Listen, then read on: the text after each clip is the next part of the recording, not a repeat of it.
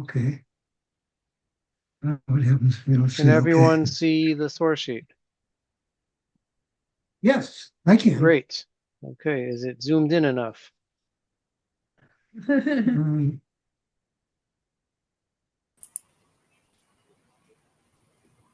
Yes. yes, Yes. Okay, good. We'll take yes, that. yes. Uh-oh. Okay, 192. All right, that's pretty big. Okay, we are in Parshat Shoftim. Parshat Shoftim is still in sort of the middle or central speech of Moshe of Sefer Devarim, going through the various mitzvot. And I guess if we were to pick a theme for Parshat Shoftim, it might be about leadership. Right? It begins Shoftim v'shotrim titin lecha. You should appoint judges and officers. In a previous year, right, we talked about the Torah's attitude towards a king. Is a king something which is demanded of the Jewish people, something which is permitted to the Jewish people, something which is frowned upon? There's opinions going in all of those directions.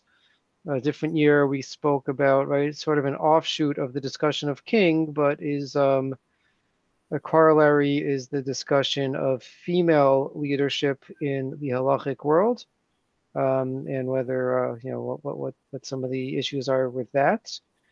Tonight we're going to also look at a different element of authority, um, a very important topic, one that many rabbis get many questions about on a regular basis, and that is the Mm-hmm. nature of rabbinic authority. What gives the rabbis the right? Where do the rabbis get the authority to set new rules, to tell us what to do? Um, and how far does that extend? Is the authority vested with rabbis today the same as the authority vested with rabbis in the times of the Talmud? All sorts of interesting questions.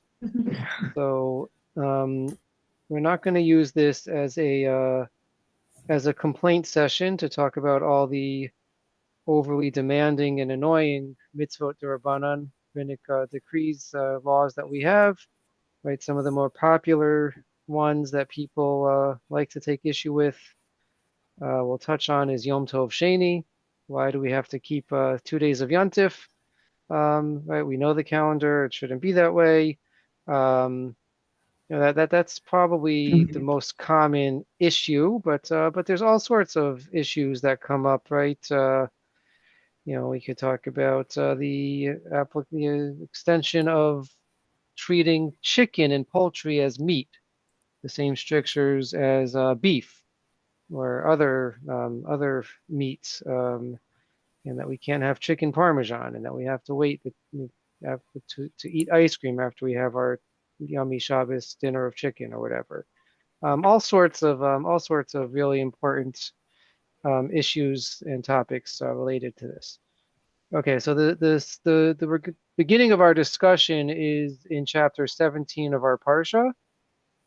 Towards the beginning, I think this is the second. I think this is the third aliyah, if I'm remembering correctly. Um, This is in the first aliyah. no, it's still In in the the, first aliyah. It's still in the first aliyah. mm-hmm, Okay, mm-hmm. It's a long first aliyah. Oh. okay, thank you. So the Torah tells us, "Uvata el hakohanim haleviim ve'el hashofet asher yeh b'yamim hahem v'darashta v'higidu lecha et divar hamishpat." So if you have a difficult matter, a difficult question, you should come to the Kohanim, the Leviim, and to the judge, right? So that's an interesting question. Also, is a judge different than the Kohen and Levium? Is it the same? Right? Interesting questions. That's more of a theoretical. But come to the leader, who will be in those days, and um, ask of them, and they will tell you what to do. V'asita al pi hadavar sheyagidu lecha min hamakom hahu, asher yivchar Hashem, v'shamarta lasot kechol asher yerucha. You shall do according to what they tell you to do, and this is interesting, min hamakom hahu, from that place which God chooses. right? Meaning that the instruction has to come from the Sanhedrin stats in the Lishkat Hagazit, right connected to the Beis Hamikdash. So, right, part of the question is if the court is no longer sitting in the Beit Hamikdash, do they have the same authority or not? That's a corollary discussion here. And you should be careful, diligent to do everything that they instruct you. Al pia Torah asher yorucha ve'al hamishpat asher yamu lecha ta'aseh, lo tasor min hadavar sheyagidu lecha yamin usmol. According to the Torah which they teach you, and to the judgment which they tell you, you shall do. Do not deviate right or left from that which they tell you. Ha'ish asher ya'aseh bizadon levi'al tishma lakohen ha'ameid l'sharet sham et Hashem Elokecha o el hashofet u'meit ha'ish hahu v'yarta ha'am Yisrael. And if someone intentionally disobeys the kohen or the judge, they shall be put to death. V'chol ha'am yishma'u v'yirau v'yizidun od. Lo yizidun od. And the entire nation shall hear this and be afraid and will not act presumptuously again. Okay, so that's the starting point. Let's actually jump to the very end, and no, we'll save it to the end. Okay. Okay, so this is the starting point. The Gemara in Shabbos Daf Kaf Gimel, page 23. This is the Gemara which is talking about the mitzvah of Hanukkah candles. My Hanukkah, what is Hanukkah? So in the context of the discussion of Hanukkah, we have this interesting debate. Right, still, for most of us, it's not really a relevant issue anymore, but Amar Rav Chia bar Ashi Amar Rav Hamadli Kner Shel Hanukkah Tzarich Levarech. Right, so the first opinion says that whoever lights a Hanukkah candle must say a blessing when they light the Hanukkah candle. That sounds familiar to us. Rav Yirmiyah Amar Haroeh Ner Shel Hanukkah Tzarich Levarech. Rav Yirmiyah says if you see the Hanukkah candle, you have to make the bracha. So most of us light Hanukkah candles every night. But if you're in a situation where you don't think you will have opportunity to light Hanukkah candles, you're traveling, you're it's for whatever reason you won't be able to light at home. If you see someone else's Hanukkah candles, you can make a bracha on those candles. And so then it gets into a little bit of discussion about, well, what bracha do you make if you're lighting, if you're seeing, how many brachot. We don't need to get overly concerned with that right now. But then the Gemara says, "My mevarich." What bracha do they say? And where is that? Here. Here's the English. What blessing does one recite? Let me see if I can get the whole Gemara on one. Nope, you'll tell me when I have to scroll down again. My mevarich. So what is the blessing that you should say over Hanukkah candles? And again, this is familiar to us. Mevarich asher kichan mitzvotav v'tzivanu lahadlik ner shel Hanukkah. We say the bracha of God who's commanded us to light the Hanukkah candles. So this seems like obvious, but it's actually quite a radical idea, and the Gemara picks up on this. Hichan tzivanu. How could you make a bracha on Hanukkah candles that says God has commanded us to light the Hanukkah candles? Where does the mitzvah of Hanukkah come from? You're muted, Avi. The Maccabees, the rabbis. It's The rabbinic. rabbis, right? It's not. This is post-biblical. There's nothing in the Torah that tells us about Hanukkah candles. The interesting comment of the Ramban aside, but there's nothing in the Torah about Hanukkah candles. This is clearly a mitzvah d'Rabbanan. And if it's a mitzvah d'Rabbanan, if it's a mitzvah which originates with the rabbis, how can we say that God commanded us to light the Hanukkah candles?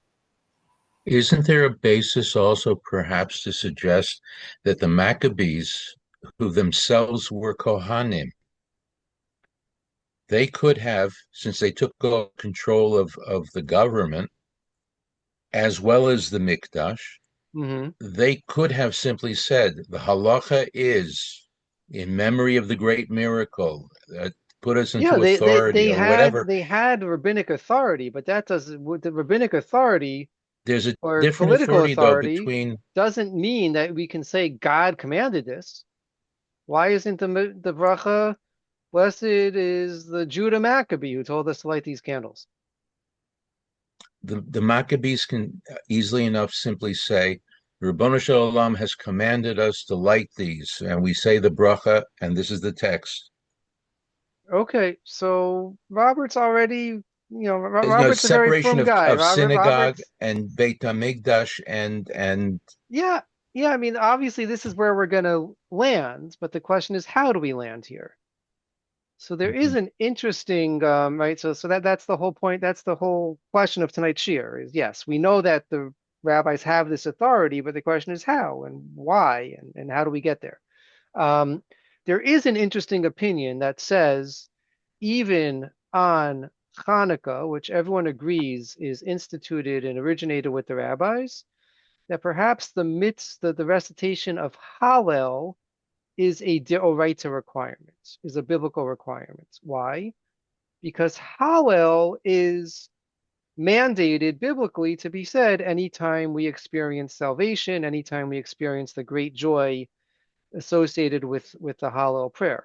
So maybe we could Mm. say that the emotions, the salvation, the victory over the Hellenists warrants the recitation of Hallel. But in that, right, then we could say that that is, even though it's for a miracle and for something that the rabbis told us, the Maccabees told us we should be doing, nonetheless, because it fits the biblical definition of a miracle that warrants it, so then we could on Hallel say Asher Kisham Tivanu Likrot Hallel.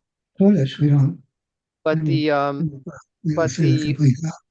we don't say complete Hallel, but the bracha we say is Asher Kisham Tivanu Likrot Hallel, that God has commanded us to recite the Hallel. So that's an interesting side question is on Rosh Chodesh, on Hanukkah, when we're saying Hallel, we say Asher Kichanu b'mitzvotav etzivanu. So there are those commentators who think that the Hallel is a mitzvah d'oraita. The Hallel is a biblical requirement even on a rabbinic holiday or on something that the rabbis told us we should be doing. That's an interesting aside. But when it comes to the act of lighting the Hanukkah candles, which has no biblical precedents, where do the rabbis come off saying that that's the bracha we should make? And so the answer that the Gemara gives, Hichan Sivanu, where did God command us? Rav Avia Amar Milo Tasor. Rav Avia says it comes from our pasuk in our parsha, Lo Tasor. Do not deviate, do not stray from what the rabbis tell you, right or left. Since we have that biblical requirement to listen to the rabbis, therefore the rabbis are vested with authority to tell us new things to do, right? And so many, right, this is another very common question. I've gotten this question many times. Isn't it circular? Isn't it self-serving that the rabbis, of course, give themselves this authority to tell us what we should do? Right? It seems a little bit unfair if you want to be critical or cynical. Rav Nehemiah Omer Sha'al Avicha v'yagetcha zekenecha v'yamulach. Nehemiah says it's a different pasuk. What's the source from Devarim 32? A little bit later on in Sefer Devarim, ask your father and he will tell you. Your elders and they will instruct you. Right. So we have to listen to our elders. Okay, and then it tries to disprove that the rabbis have such authority. How does it try to disprove it? Meitiv Rav Amram Hadmai, when it comes to Dmai, Dmai is right? So in Eretz Yisrael, any produce that is harvested from the field is obligated in Truma and Maser. Dmai is produce that we're not sure if Truma and Maser have been separated from it. So there's an assumption, right? So dirabanan, we have to separate Truma Maser, even though it may have already been separated. We have a rabbinic requirement to separate it again, and if you do it, you still make a bracha on it. So when it comes to demai, arvin bo, you can use demai to form an eruv, right? We think of an eruv as just the string around the city, but really the eruv is the string or some way of setting it up to look like a Rishus HaYachid is one component, but the other is there has to be literally Eruv, a joining together of communal property. So you need to have food, right? So the Star K every year sets aside a certain portion of matzah. They use matzah because it doesn't go stale. But right, you have to right, you could do it every Shabbos, and that's what they did in the time of the Gemara. They would every Shabbos they would set aside a loaf of bread, which is the Erev bread, and then anyone can come and participate, and then you're joining together as with this joint ownership. So you can use demai for an Erev, umivarchin alav, and make a bracha, mizamnin alav, and you make a zimunan, and mafishin oto arum bein hashmashos, right? So here's the question, right? You can even separate it, right? Now, you can even separate it when you're naked. Okay, well, I'm not sure why anyone would want to separate their demai when they're naked, but if you have such an urge, you can. And if you say that it requires a bracha, well, you can't make a bracha when you're naked. So how could that be? So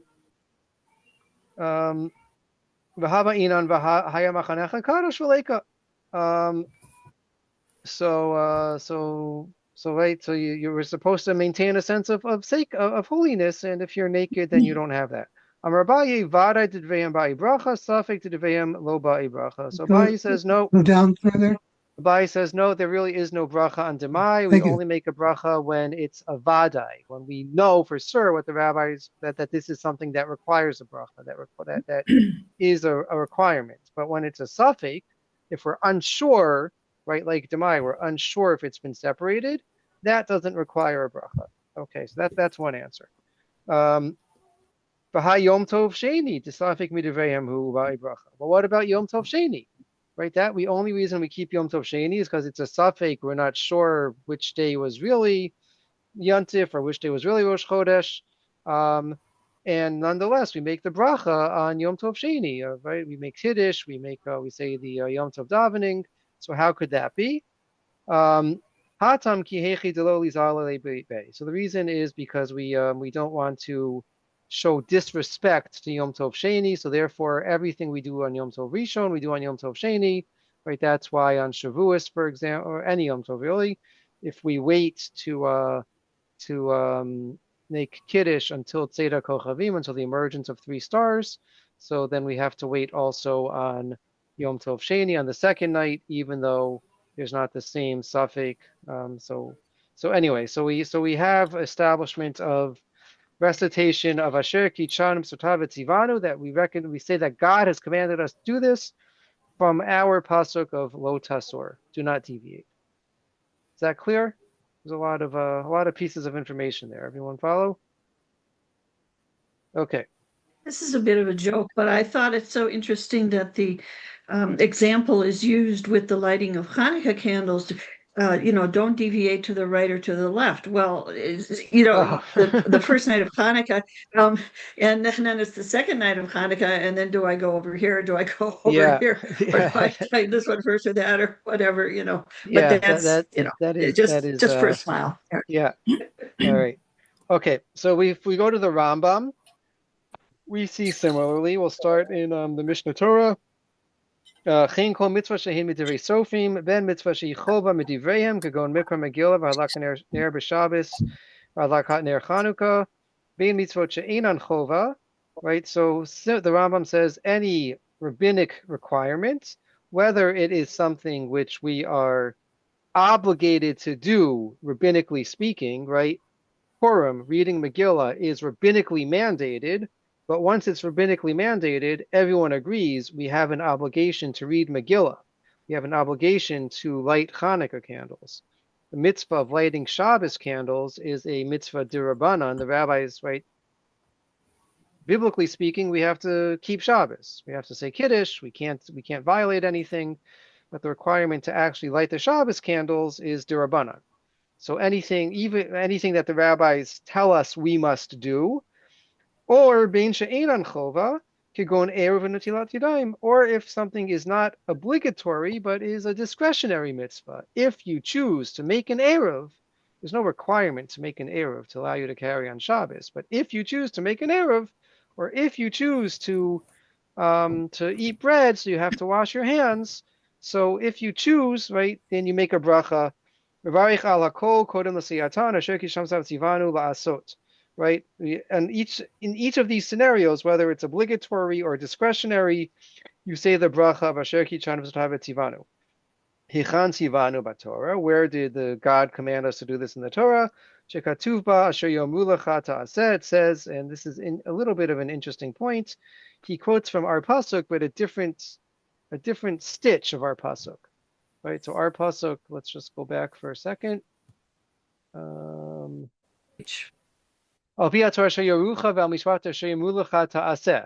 to the Torah which they instruct you, and the instruction or the judgment which they give, you should do. Lo tasor min hadavar sheyidu lecha min small. Do not deviate right or left. So he quotes the first half of the pasuk, not the second half.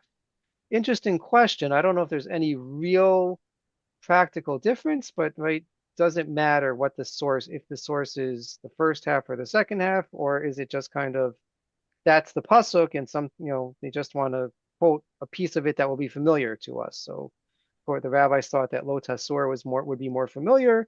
Rambam thought the first half of the pasuk would be more familiar. Interesting theoretical question.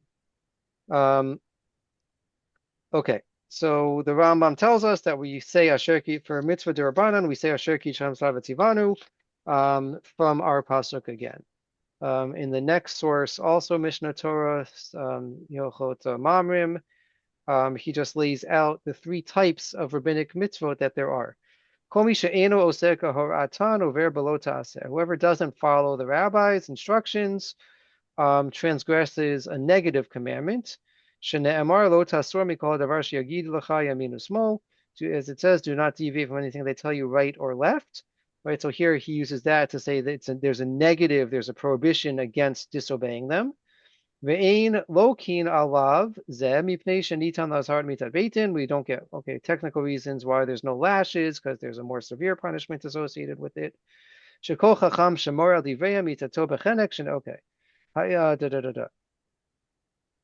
And then, so echad hadvarim shalamdu otan mipi hashmua. So this is true, either for things which are learned mipi hashmua, behim Torah sheval peh, something which is learned from the oral tradition.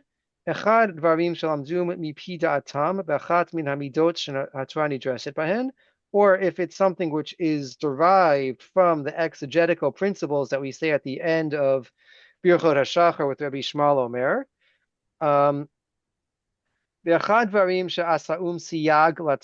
Or if it's something which is just a protective fence that the rabbi, right? We know the rabbi set up many protective measures in order to protect us from coming to violate a Torah prohibition. So on any one of those types of d'Rabbanans, if you don't obey the rabbis, you've transgressed a biblical prohibition. Right, so we often in yeshiva they often talk about, oh, it's only a d'Rabbanan, right? It's only a rabbinic prohibition, so it's not so bad, right? If someone just violates a d'Rabbanan, not so bad. But even if you violate a d'Rabbanan, there's really a d'oraita associated with it, right? There's Torah backing to the d'Rabbanan, which is quite interesting. Okay. Any questions or comments up till now?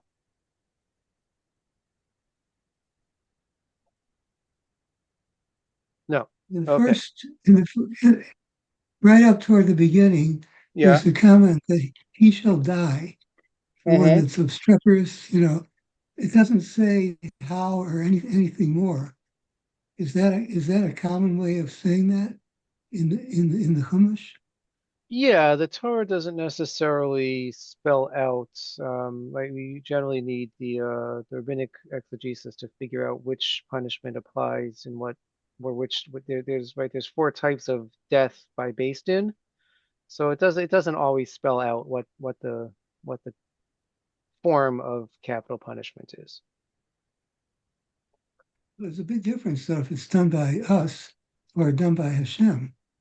Right. So there is a mitzvah there is a punishment of karet, which is God killing us, and then there's mitat beit din, and there's punishments that are of death, capital punishments carried out by Beis Din. Right. So there is a difference. Presumably, this is talking he shall about. Die. Yeah. It doesn't say anything more. It's really lacking. Yeah. I mean, I didn't plan on getting into that detail tonight. Okay. But yeah, it's so I didn't. It was a little bit complicated. I didn't bring the Hasagot Ramban. The Ramban has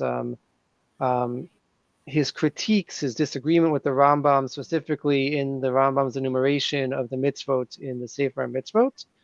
The Rambam in the Sefer Mitzvot says the exact same thing that we've already seen him say twice, that we have this commandment to listen to the rabbis because of Lo Tasor. The Ramban disagrees. The Ramban says this is not a biblical, right? There is no mitzvah deoraita to listen to the rabbis. The Ramban says no, that we have whatever. It's necessary. We'll see the Ramban's comments on Chumash in a moment. But the Ramban says that there is no mitzvah on a biblical level to listen to the rabbis. Okay?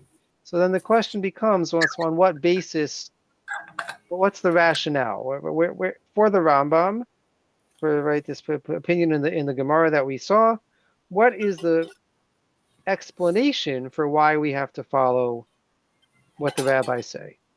Okay, you could say it's a Gzeros Hakatu. God says, listen, right? And that's good enough. And maybe that's true. Maybe that's the answer. Rabbi Chanan Wasserman has an interesting take on it.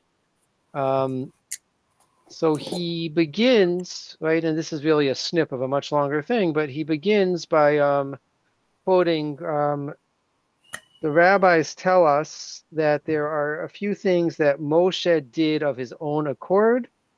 That he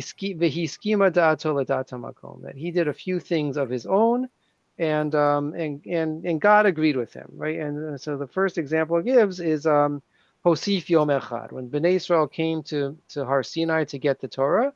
So God told them, you have to prepare yourselves for 2 days, right? Don't become defiled, don't have sexual intercourse, don't do anything that will render you tamei. Moshe added an extra day. Moshe added a third day of his own. Gemara gives us the reason why he did that. Right. The other thing he did of his own is he broke the luchot, shiver taluchot. He smashed the tablets when he saw Bnei Israel standing with the golden calf. So Elchanan Wasserman says as follows: So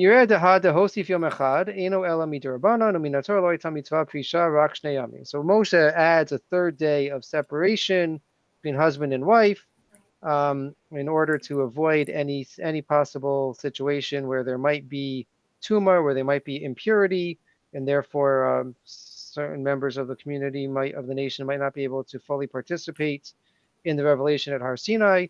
So he says that this extra day that Moshe added is clearly dirabanan, only a dirabanan, right? If someone didn't listen to Moshe, they wouldn't have been excluded from Ma'amad Har Sinai on a biblical level, but I don't know what that means even. But they would have, right? Metaphysically speaking, they would not be punished on a biblical level.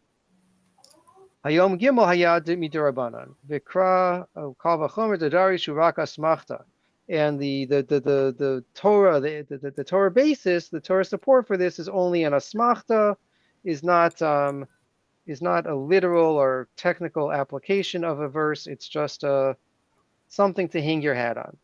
Right?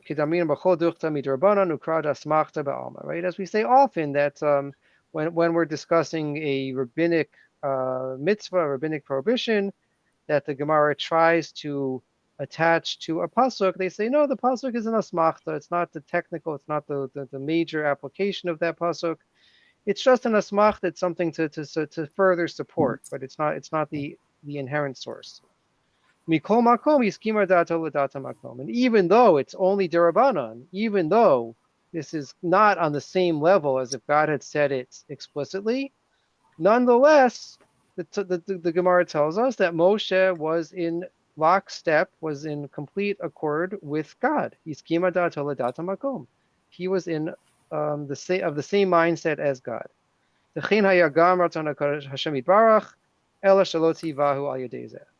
right? It was God's desire, but it wasn't God's commandment. It's tzivui mefut, right? God didn't give an explicit commandment. Im kein yesh lomar, dehu adin b'chol mitzvot v'isurin shel divrehen. So Rav Wasserman says that maybe we can apply this to any other rabbinic mitzvah, rabbinic prohibition, rabbinic requirement. Hiskima datan l'datan makom, that they are of the same mindset of God. Even though God doesn't give the commandments, they clearly are giving expression of God's will. And so it might not, right? It might not be the same technical severity as the Rambam is discussing, right? When it comes to punishment, if you do violate something d'Rabbanan, are you really held accountable on a biblical level? It's hard for us to really understand what this means, especially without based in meting out any punishments. But nonetheless, you are in clear violation of God's will. Everyone get that distinction? Okay, so I thought that was interesting. Okay, here's a really interesting an often quoted source in this discussion. Rashi on our parsha, seemingly quoting the Sifrei, but we'll see the Sifrei in a moment. Rashi tells us, Lo tasur yaminu smol, do not deviate right or left. Yaminu smol, afilu omer lecha al yamin shehu smol, ve'al smol shehu yamin. Right? Even if the rabbis tell you what's left is really right, and what's right is really left. Even if they tell you a falsehood, they seem to have the facts wrong. It's clear, right? The ball is hit to right field, and the rabbis say, no, it's left field, right? So you've got to listen to the rabbis, even if they're telling you right is left and left is right, even if they're telling you falsehoods or untruths. And of course, if they tell you that what's right is right and what's left is left, if it makes logical sense, of course you have to listen. But even if it doesn't make logical sense, even if it is a falsehood, if it's factually untrue, you have to listen to them. That's what Rashi says. The Ramban comes and says, Yaminu smol, he quotes Rashi, even if they tell you that right is left and left is right. Inya no, sorry, let me give the English, sorry. And tell me if I have to scroll down again, let me know. So he says it doesn't really mean that they're telling you right is left and left is right, but they're saying you think that they're wrong. If they are factually wrong, if they tell you that the hit went to left field when everyone in the stadium saw it go to, I was at the baseball game last night, so that's where this is coming from. But right, everyone in the stadium saw it go to right field. No, if it's right, if it's easily refutable, no. But if you think, right, that it's that they're wrong. And it's so obvious to you, just as your right and left is so obvious to you, right? It seems to you that they're wrong. Nonetheless, you have to follow them.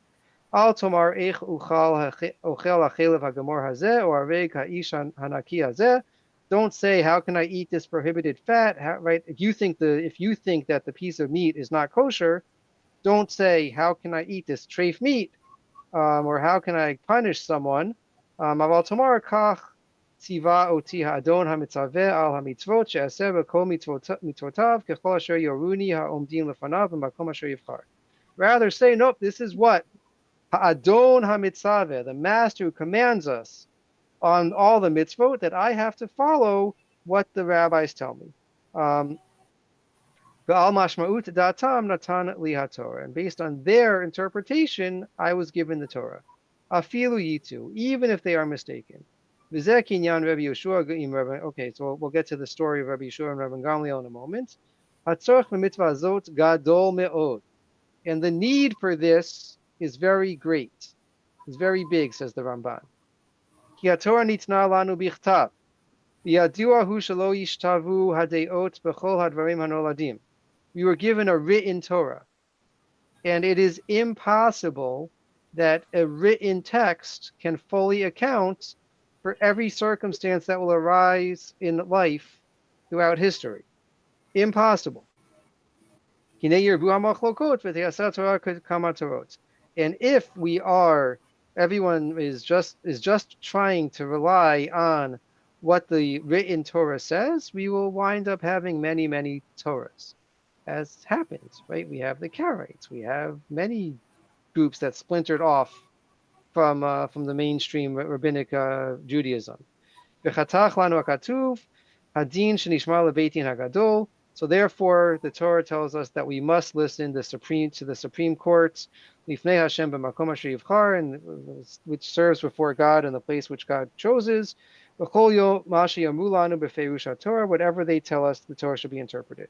Right. So again, there's interesting discussions. Does the Ramban mean only if there's logic plausibility to what they're saying? Even, right? It may seem to us to not be the correct interpretation, but there is logic plausibility. Or does he mean even if they are 1000% factually incorrect, we have to listen to them? I think he's saying that not only do you have to listen to them, right? That you're Right. not supposed to think that way. I think he's saying like you not only because you can act, you could follow the rules and think in your head like I'm not going to do it like this is chelev, Right. right? But no, it's not. Okay. Right? Arogna ishnaki. Wait, this is I object. No, you have to do it. I think that So like is the there's the first part Ramban, is so is there any such thing as rabbinic fallibility? The rabbi's ever wrong? uh, there is, but it doesn't matter.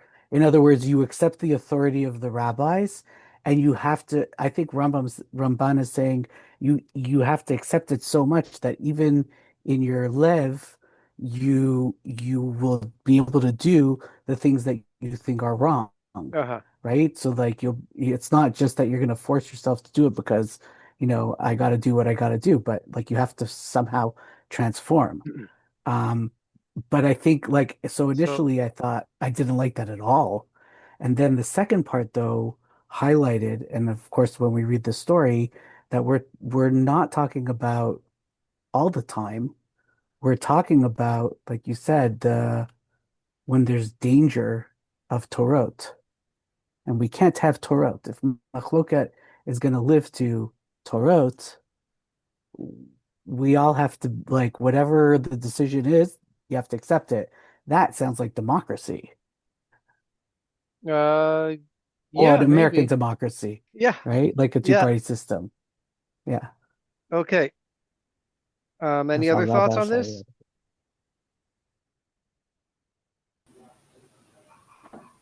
are. Okay, so that is certainly one possibility. It's interesting if we look at the Sifrei, which Rashi claims to be quoting. The Sifrei says Yamin usmol, afilu marim be'inecha al yamin shehu smol, val smol shehu yamin shma lahem. Not exact, so Rashi wasn't giving us an exact quote, right?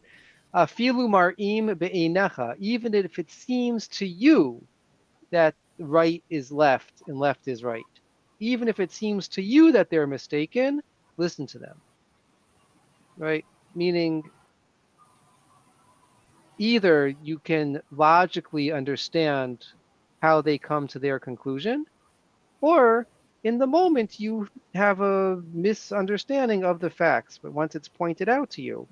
But right, according to the Sifrei, if in fact they are saying objectively right is left and left is right, it seemed to be that you don't have to listen in that situation.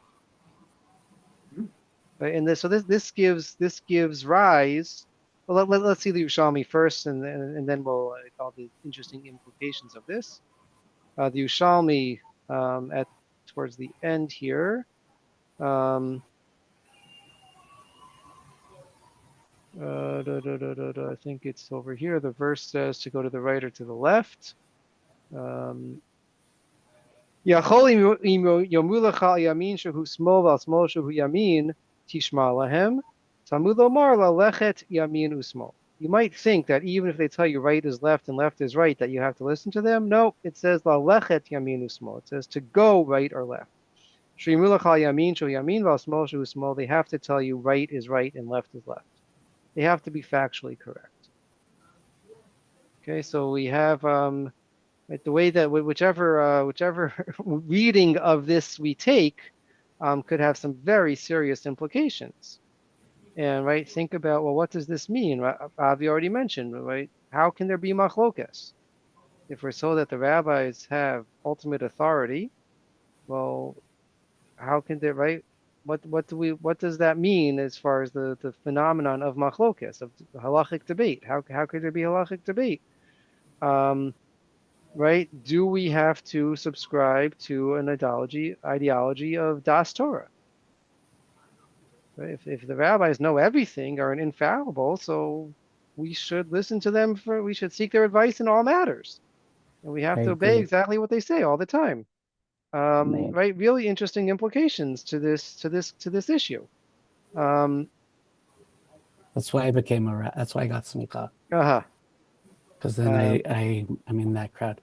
I think that, I was just also noticing that I was trying to figure out the distinction between, like you were pointing out, between Rashi and the Sifrei. So it's right, like Rashi's giving the authority for the rabbis to like almost uproot reality and tradition in order to, well, I like to at least to maintain the Torah, whereas the Mm-hmm. Sifra is saying, right, like you pointed out, like it's your perspective. They're not literally saying that, but what they say to you seems completely wrong, right? Right. So, Right. okay. Yeah.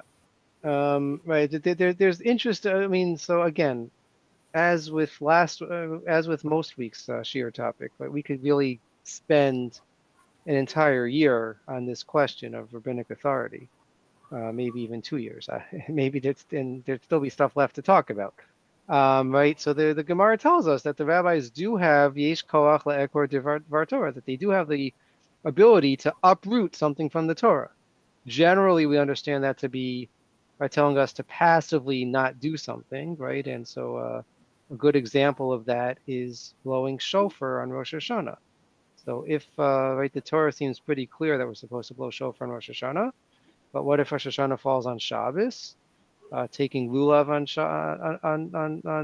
on Shabbos. So even the Torah is pretty clear that we should be doing that. Nonetheless, the rabbis say no, sheva al tasa. If you passively refrain from doing it, so then the rabbis have the power to do that. And then there's discussion. Maybe even they can undo a positive Torah command. So we're not going to get into all that right now. But lots of interesting stuff that comes up here. If this is a topic that interests you, I think probably the clearest writer on this might be Eliezer Berkovitz. At least for me, I very much relate to his topic. The book Not in Heaven is a really great articulation of all this stuff. But there's a ton written on this as well. Okay, fairly famous, well-known story. It appears a few different times in the Gemara. We're going to look at the Mishnah Rosh Hashanah. A, it's the easiest, and B, I happen to be studying Mishnah Rosh Hashanah in Rabbi Saskal, the principal of Beth Tefillah, lost his father over the summer, so I signed up to learn Mishnah Rosh Hashanah. So the Mishnah in Rosh Hashanah tells us, let's just do the English because we're coming to the end. So Rabban Gamliel, it says he was the head of the Beis Din, right? He was the Nasi. It seems that he was very, very lenient, right? Part of what it's discussing is if witnesses come to say that they saw the new moon. As they saw Rosh Chodesh, it seems that Rabban Gamliel was overly receptive to accepting the testimony of everyone, even if factually it was clear that these witnesses had not seen the new moon or were lying. Nonetheless, right, it seems it was more of a policy decision that he didn't want to discourage witnesses from ever coming. So he would accept anyone who came, even if there seems to be very clear evidence that they were wrong. So one time they came, they said we saw the new moon, and then the next night it was clear that the new moon hadn't yet appeared, and so Rabban Gamliel had declared it to be Rosh Chodesh, and therefore the month of Tishrei, Rosh Hashanah, and therefore the concern isn't so much Rosh Hashanah but Yom Kippur. So 10 days later would be Yom Kippur. So Rabban Gamliel has one calculation of when Yom Kippur is. Rabbi Yeshua, who disagrees with him, says no, you're absolutely wrong, and Yom Kippur is the next day. Shouldn't be the day that you say it is. So in Mishnah 9, again, tell me if I have to scroll down more. I think you need to read the last. You have to read the last line of Mishnah Chet with Rabbi Hyrcanus. Okay, so Rabbi Hyrcanus says you're wrong. Right? Amar Rabbi Hyrcanus, Dosa ben Hyrcanus, Idei Sheker Hein, Hayach Midin Ali Shashi Alda, Ulamachar Krisa Ben Shineha. Right, so he says clearly these witnesses are lying, or they're incorrect, they're mistaken. How could it be that we say a woman gives birth to a child and the next day she's still pregnant? Clearly she didn't give birth yet. Clearly it's not a new month. Amar Rabbi Yeshua, Ro'ani et Varech. Rabbi Yeshua says, I agree with you, Rabbi Dosa ben Hyrcanus. Shalach lo Rabban Gamliel. Rabban Gamliel sends Rabbi Yeshua. Why he sends Rabbi Yeshua, not Rabban Dosa ben Hyrcanus? That's a detail I never picked up on. I don't know.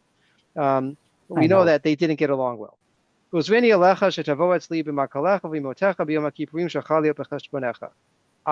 insist that you come, travel, walk, carry your wallet and your walking stick. It's Yom Kippur. There's no Eruv. You're not allowed to carry. This stuff is muksa. On the day that you think should be Yom Kippur, you have to come appear before me with your muksa items. Halach mitzao Rabbi Akiva mitzar amar lo yesh li amod shekol ma she'asar ben Gamliel asui shne'amar elam odei Hashem mikrei kodesh sheshetikotam bein bizmanan bein shelo bizmanan. So Rabbi Yeshua is very upset. Rabbi Akiva sees him very upset, and he says, no, you have to listen to whatever Rabban Gamliel says, because the Torah tells us, and this is what we say for the daytime Kiddush on Yontif, Eila Moadei Hashem Mikrei Kodesh Asher Tikru Otam. These are the holidays of God, which you should designate, which you, the rabbis, you, the Beis Din, the Sanhedrin, should designate, whether it's in the proper time or not the proper time. Ainli Moadot Ela Elu. Right? All we have is when the rabbis say it's the holiday. Balo etzel Rabbi Dosa ben Hyrcanus Amarlo imba inanu ladun achar beit dino shel Rabban Gamliel tzichinanu ladun achar ho beitenu beitin shamad mimot Moshe ad achshav. So Rabbi Yeshua goes to Rabbi Dosa ben Hyrcanus and he says, if we disagree with Rabban Gamliel on his calculation of when Yom Kippur should be, then we're really going to be at odds with every Beis Din that existed from the time of Moshe until now. Right? We're undoing the very idea of the rabbis and the very authority that the rabbis have.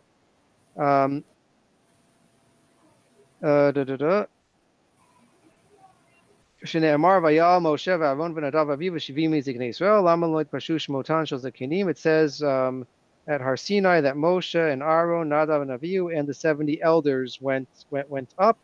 Why doesn't it give the names of the 70 elders? Well, because the Torah would be a lot longer if it did, but why doesn't it give the names of these 7 elders? Ela l'lamed shekol shlosha shlosha shamdu beit din al Yisrael harayu kebeit dino shel Moshe. To teach us that any Beis Din, any 3 rabbis, any 3 authorities that form a Beis Din have the exact same authority as Moshe Rabbeinu.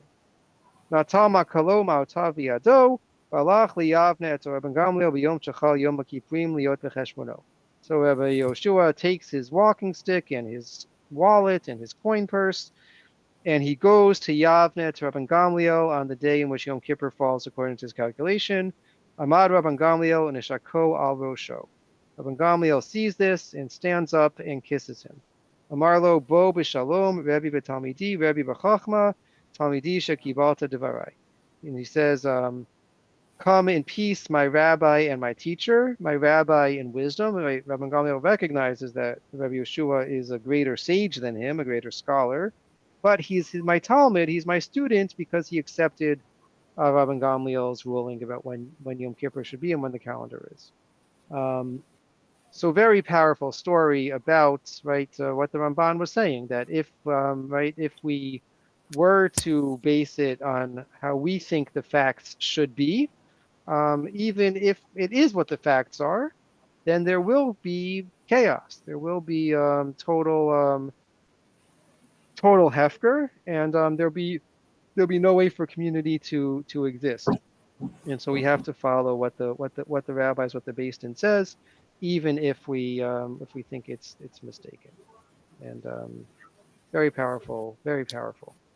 I love this story. Yeah. Yeah. Right. And it's fun. Like it appears a few different times, and the other times it appears, they don't have such a nice fuzzy ending to it. There's some Right. real there's some real tension and some real strife between these rabbis. So anyway, we're going to stop here. We asked the question about where rabbinic authority comes from, what gives the rabbis the right. We looked at some of the sources in our parsha.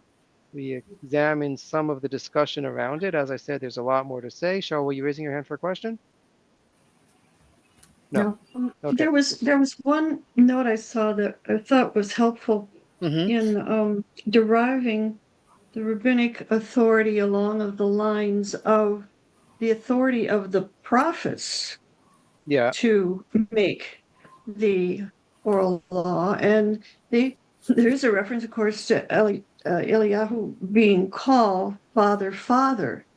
So in our text where it says that you should, listen, what is it? Listen to what your father said, Deuteronomy 32, those psukim, speaking of Hashem as your father, but also, ask your father, that is a prophet, says Rashi, and that's based on that passage in 2 Kings chapter 2.